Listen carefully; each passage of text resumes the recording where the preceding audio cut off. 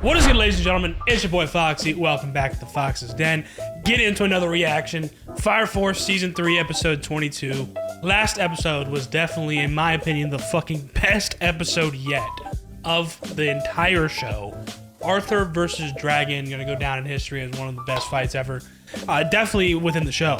Maybe definitely a contender within anime in general. I mean, that shit looked amazing, especially for like, you know, Fire Force is a good show. I wouldn't say it's super top tier in terms of animation compared to a lot of the other, like, you know, I guess you would call them greats, like Jujutsu Kaisen and Demon Slayer and all that stuff, right? Fire Force, not on that level of animation, if you would personally ask me. I guess it depends on the episode and what content they're adapting, but they really, you could tell that they like upped it a good amount and went in for last episode. It looked amazing. The art, the like colorfulness, and even just like some of the fluid animation that we saw between Arthur and Dragon going back and forth against each other. I mean, it looked really, really fucking good. So definitely one of the best episodes in terms of animation in all of Fire Force. But also like just the hype between Arthur and Dragon. I mean, those two were loving the battle. And I think Arthur's done. I don't think he survives that. I mean, he's missing his entire lower half and arm, and he's in space. Even if he were to make it back down to Earth, well, hey, how's he gonna fucking break his landing? Or someone's gonna save him? I don't see that happening, so I think Arthur might actually be done for. You know, he fulfilled his duty as Night King by slaying a dragon, and that was his mission in life. That, like his what have they been saying? Like his role has been completed. You know what I'm saying? And I really like how Arthur, since the beginning, has always had this kind of crazy imagination. It's been kind of like trolly and like, you know, gimmicky. Like, damn, this guy really thinks he's a knight within this like Fire Force, you know, universe world, and is kind of chaotic, but also kind of like dumb, or at least it seems like he's dumb. You know what I'm saying? Like with all the stuff that's been going on, and you know everything that we've watched up until this point from the beginning of the show, leading up to the Great Cataclysm being about people's imaginings and their imagination and how they perceive things. Arthur has always had an insane imagination, and actually like really helped him in that fight and, you know, in the climax towards the end of his life. I mean, this imagination stuff, like, bro, season 3 part 2 is really like done so well so far. And I forget, like, since we first started watching part 2, that they are adapting a lot of chapters into this like second part, and they've been doing a great job. So last episode, definitely the best episode yet. We got like, I think like what, like 3 more, because this is total episode 22. I forgot, yeah, how many like we are into part 2. Let me see. So we started on episode 13. 1, 2, 3, 4, 5, 6, 7, 8, 9. This is episode 10. So we got like 2 more if it's going to be 12 episodes. If it's 13, 3 more. I would imagine it's 12 since the first part was 12. So we got this episode and then 2 more. I can't imagine what the fuck is going to happen with Shinra, because that's the last thing we saw at the end of the last episode before it cut off, was like him opening his eyes. And Arthur sort of like passed the baton to him, like, yo, now it's your turn. You know what I'm saying? So who the fuck knows what Shinra's about to do, or how he's going to get out of the situation that he's in Adola. I'm very, very excited and intrigued though, so I can't wait to get into it. Let's fucking do it. Enough yapping. If you guys enjoy the reaction, please like down below, comment, subscribe if you're new, hit that notification bell so the next one's dropping. Let's get into it. Fire Force Season 3, Episode 22, Hero Resurrected. Sounds like that's about Shinra.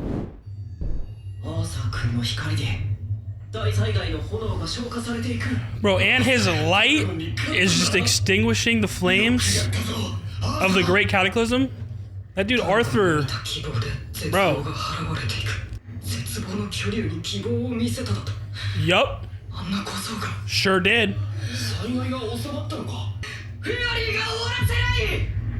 This guy's tweaking. Nah, it's not over yet. The world is going to be destroyed.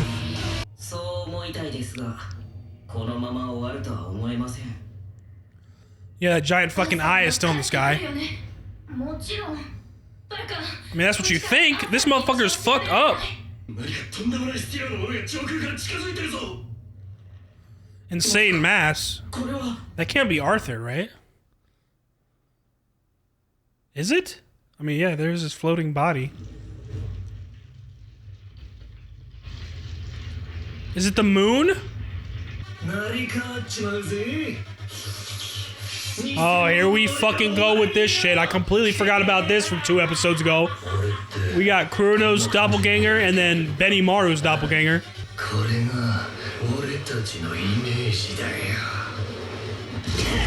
Ooh! Yeah, nah, this is gonna be lit. I hope we see some of Benimaru's fight too in this episode.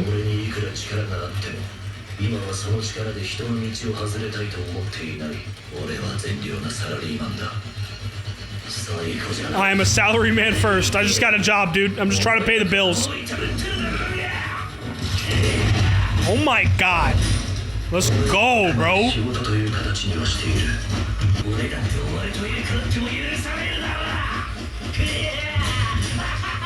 I like how his boss is always just smiling, watching, not worried at all. Just on the sidelines, like, I'm not gonna pay him anything extra.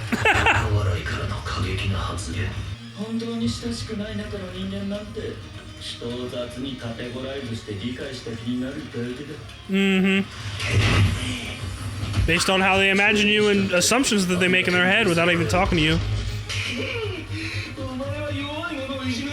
Bro, the smile.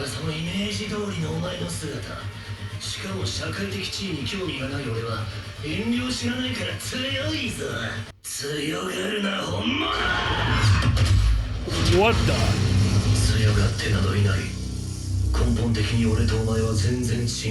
Yeah, they're going off with the animation in these last couple episodes. Oh my god, bro. What the f-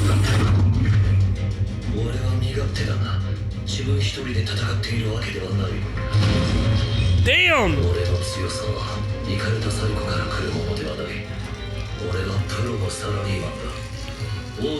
He said, I ain't a psycho, bro. I'm a professional.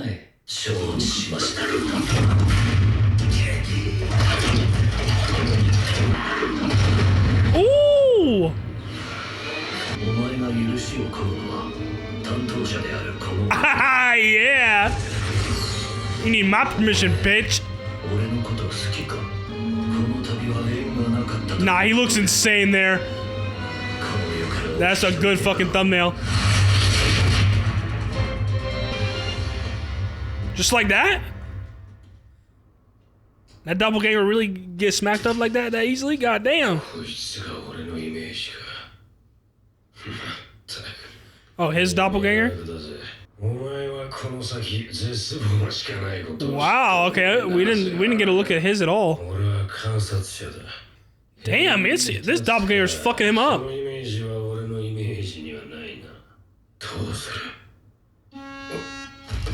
Another Adol link. 2 of you? Oh, yeah. See? Yep. I knew that was Burns' doppelganger.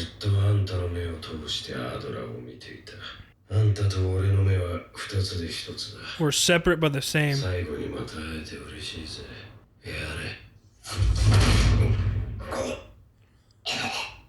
Yo, what? You thought I was a doppelganger? Wait, what is going on, bro?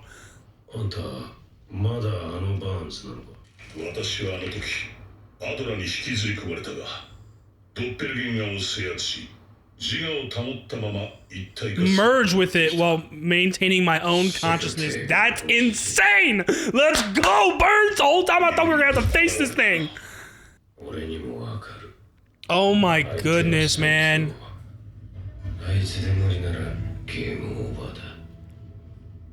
Benimaru's doppelganger, here we go.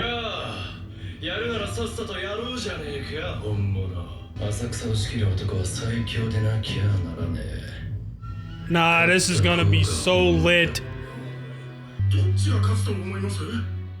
The strongest versus the strongest.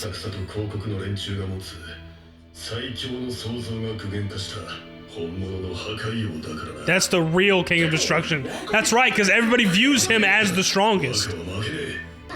Oh, man.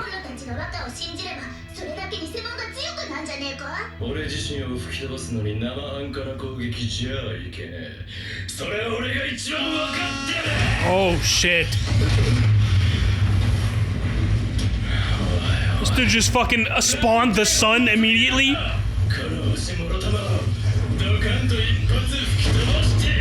Oh my goodness, bro.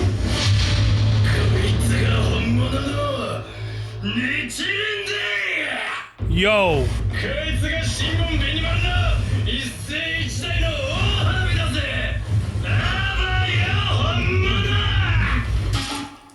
Oh!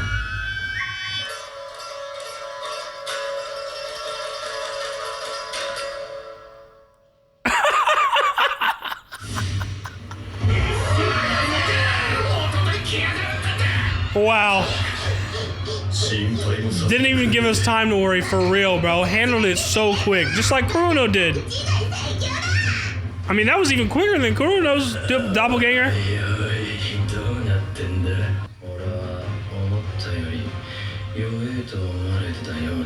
Ooh! See, there's some people that underestimate him.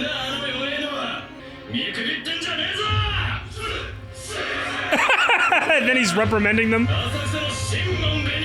Who the fuck you think you talking to, bruh? Don't you ever think I'm weak?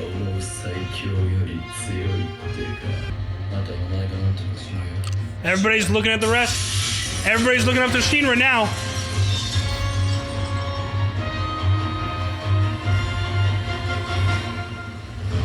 He's the last hope.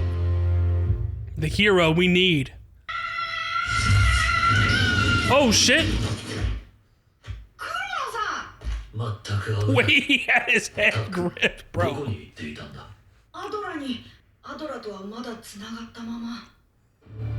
What is going on in there, man? There we go. Yeah, get me in here, bro.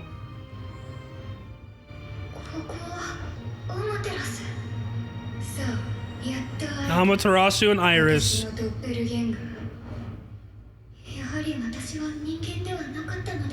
So yeah, okay, wow. Iris is the one that's the doppelganger.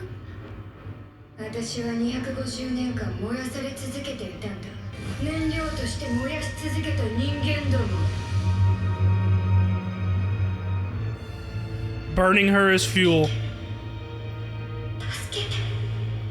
Pleading for help the entire time. Oh my goodness. 250 years is a long time.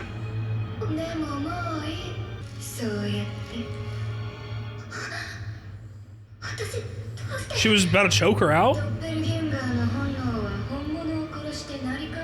Oh, wow. So it just proves that she's the doppelganger.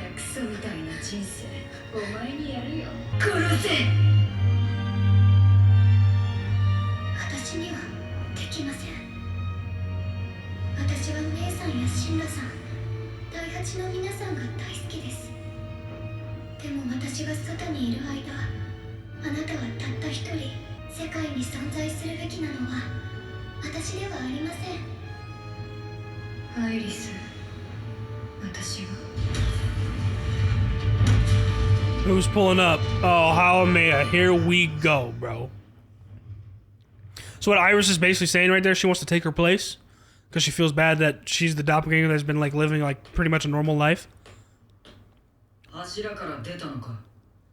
Oh.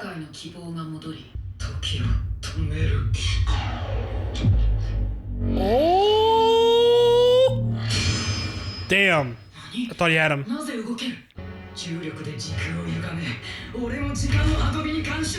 Wow.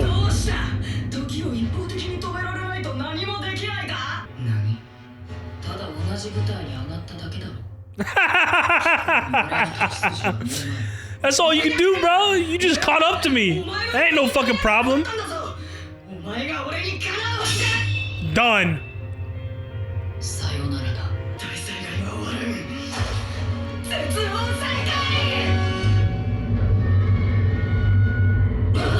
What is happening now? That's right, yeah. That's what we saw in the beginning of the episode whenever Vulcan was talking about a large object was coming towards us. I was like, Arthur, there's no way.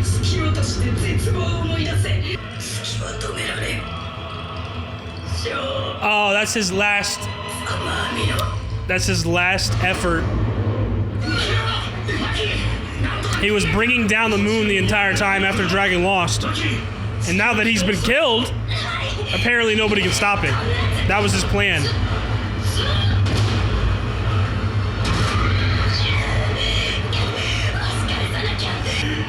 Shinra's gonna pull up at the perfect time. Gotta be. This episode is literally like the hero. I can't remember, but it has something to do with Shinra. Who else is gonna stop this thing? Who else?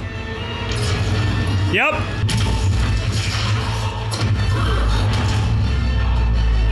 That kick! Oh my God, Shinra! He's pushing it up himself.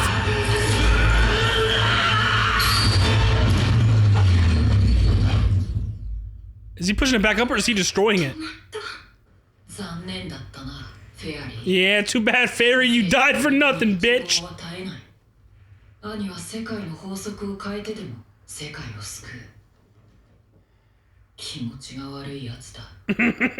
love how he's talking shit. That's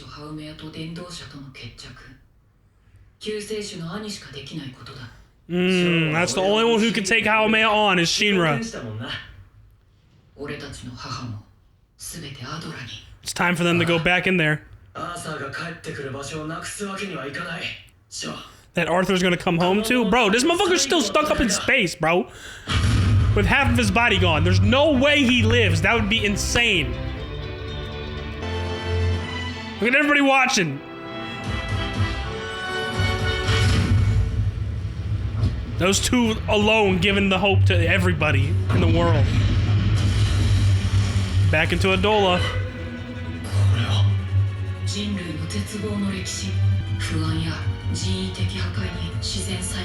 Man-made destruction, natural disasters, nuclear bombs, wars, probably the world wars within there in the previous Great Cataclysm. Basically, the world before the last Great Cataclysm is literally our world, basically. Look at that one pillar. Who's on top of that bitch? It's gotta be Haumea, unless it's Iris. So last we saw them is Haumea pull up on Iris and Amaterasu.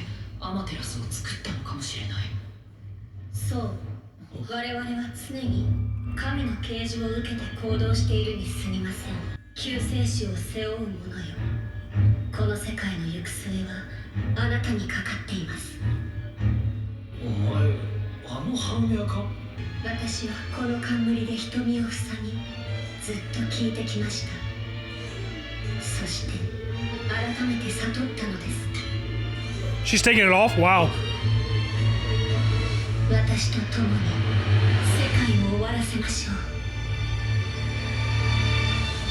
Why is Shinra so shocked? What is her face? Is this somebody we're supposed to know or something? Oh, that episode was way too quick. So much good stuff in that episode, bro. Holy shit, dude. So much happened so quickly. I'm actually surprised how quickly like the doppelganger fights went, but like, bro, it was still gas nonetheless. And now we're like on to like the peak Shinra versus Haumea. Shinra's the only one, bro. Oh. Alright guys, what another amazing reaction to Fire Force. That was an amazing episode.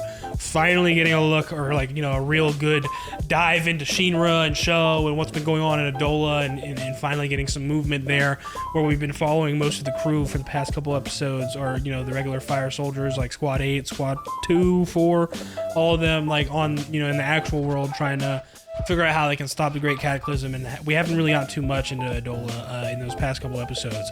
But right from the beginning, we see Fairy like still shocked that Dragon actually lost, and then we get a glimpse of Arthur and Vulcan saying that some sort of large mass is getting closer and closer, like insanely large mass. I'm like, okay, and then it cuts to Arthur, and I'm like, there's no way it's fucking Arthur, bro. Like that's not like, you know, the mass of a human body is not, that wouldn't be considered an insanely large mass.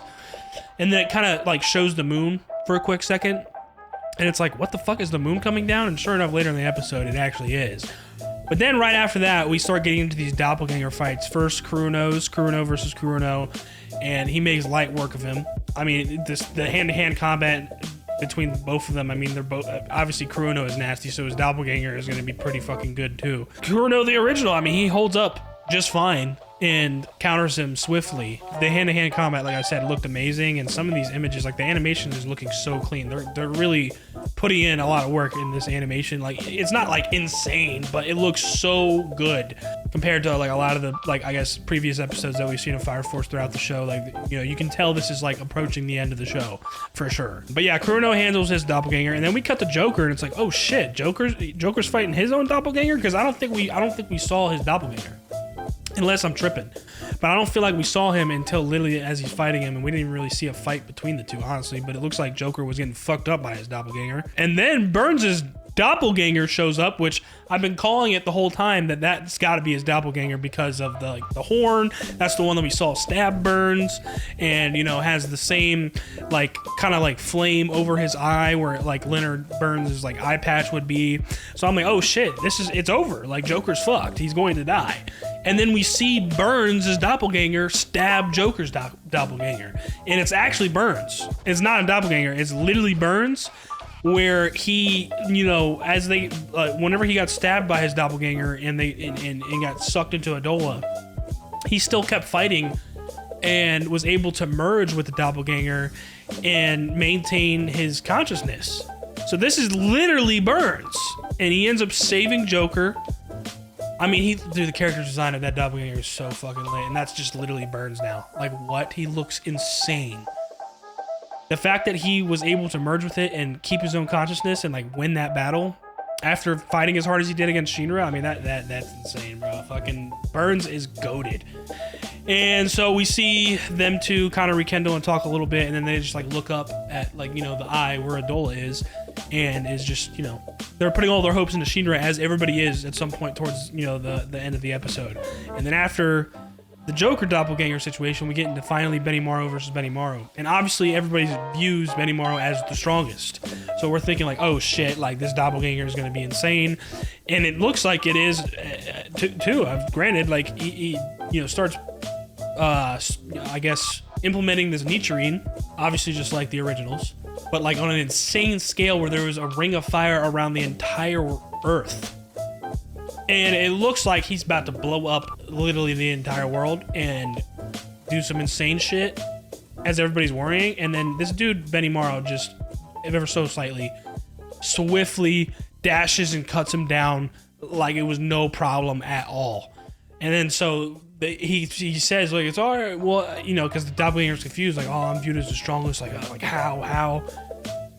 And Benimaru was just like, well, I guess some people, you know, there's more people that think I'm weak than I thought. So there's definitely some people out there that underestimate him or just don't believe he's the strongest, as, you know, most would believe, or I guess, yeah, like most of the characters on the show believe. There's some people out there that don't think Benimaru is the strongest. And so he's actually stronger than people view him as. And he actually gives his, like, you know, his town Asakusa some shit that are watching below, like, don't ever underestimate me, bruh. That shit was funny, dude. He handled that so easily. We see the kid that Kurono looks after start to fall from Adola, and Kurono saves him. And then he goes on to say that this world and Adola are still connected. We see a conversation between Iris and Amaterasu, and this is where it's confirmed that Iris is actually the doppelganger of Amaterasu. Amaterasu is the original, and she's the one that's been, you know, obviously inside Amaterasu, fueling the energy of their, you know, empire for 250 years, suffering. Where Iris, you know, the natural instinct of a doppelganger is to kill the original. So, like, at one point, she wraps her hands around Amaterasu's neck, like, trying to kill her. And she's, like, shocked, like, why am I doing this? And Amaterasu's, like, baiting her and, you know, taunting her, like, yeah, kill me. Fucking kill me. That's what you're supposed to do, right?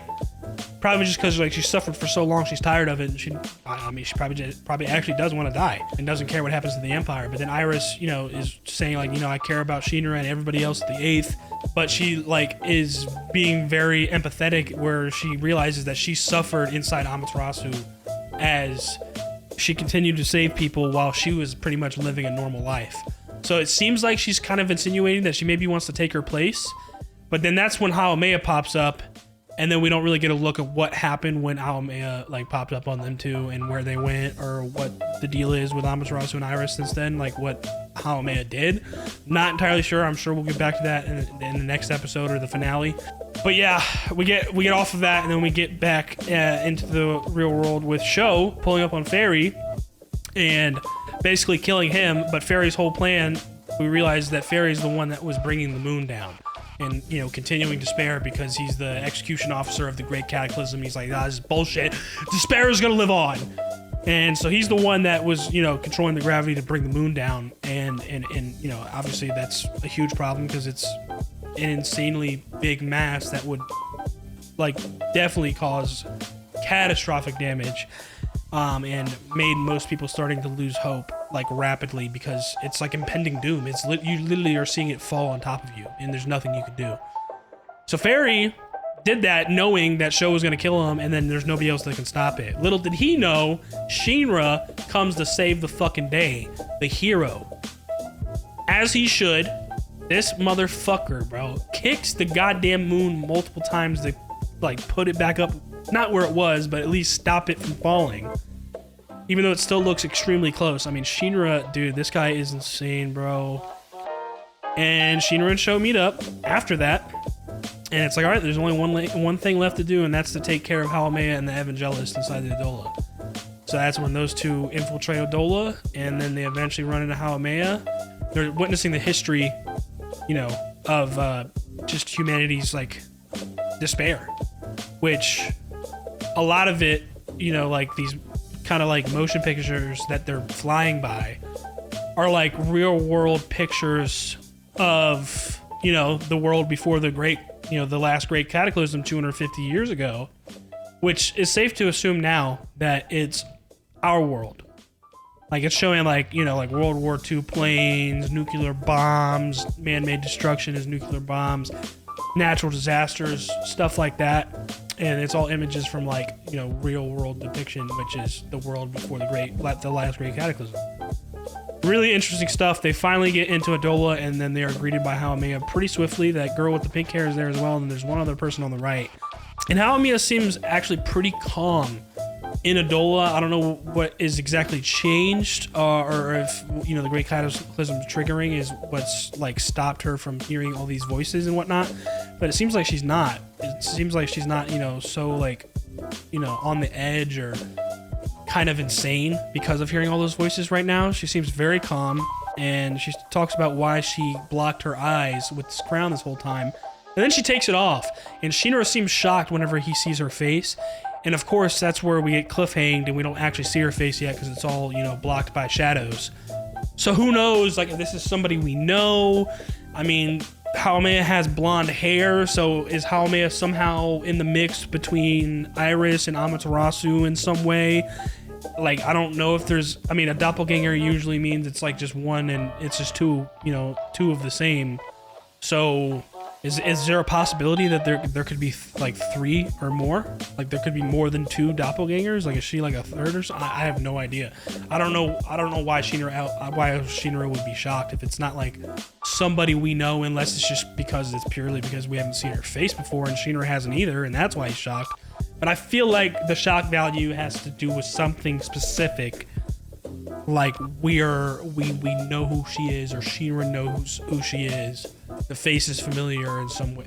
I feel like it's got to be something with that. So we shall see next episode, bro. That was gangster as fuck. That was a really good episode. All the doppelganger fights and so much action, and now it's like at the very, very last battle between Sho, Shinra, and Haumea and the Evangelist. I mean, bro, amazing stuff. Really good fucking episode. I can't wait for the rest of this. We're almost done. And then Fire Force is complete. Who would have thought? I mean, this was the first show I started reacting to, bro. Before I started the reaction channel, I obviously thought about it for so long. I should have started way earlier, because there was like a wave of, like, you know, reaction content creators that like started at the time that I was already thinking about doing it but didn't like implement it. I wish I would have caught that wave. I still enjoy it regardless, but it was just a matter of me like actually doing it. There's always times where you think about something that you want to do, but you don't act upon it. It's like, finally I was just like, let's just do it. Let's just do it. So Fire Force was the show that I decided to start. with. Like literally my first video on the channel is Fire Force Season 1, Episode 1 reaction. Literally. And if you go back to, I mean, I've come a long way. I invested in a better camera, this and that, blah, blah, blah. I've gotten used to the, you know, the content creation in general. I've gotten a lot more comfortable with it. You can definitely tell the difference in quality of the videos, but it's insane that that was my first, and then this show is finally coming to an end. Like, you know, I don't know when I started the channel officially, like, I don't know, 4 or 5 years ago, maybe. I mean, I've had breaks in between then, so it hasn't been consistent every day or every week for, you know, 4 or 5 years. I've had breaks here and there, but come a long way, man. Fire Force is actually coming to an end. It's just crazy to think about. So, hey, another amazing episode. That's going to do it. If you guys enjoyed the reaction, please like down below, comment, subscribe if you're new, hit that notification bell so the next one's dropping.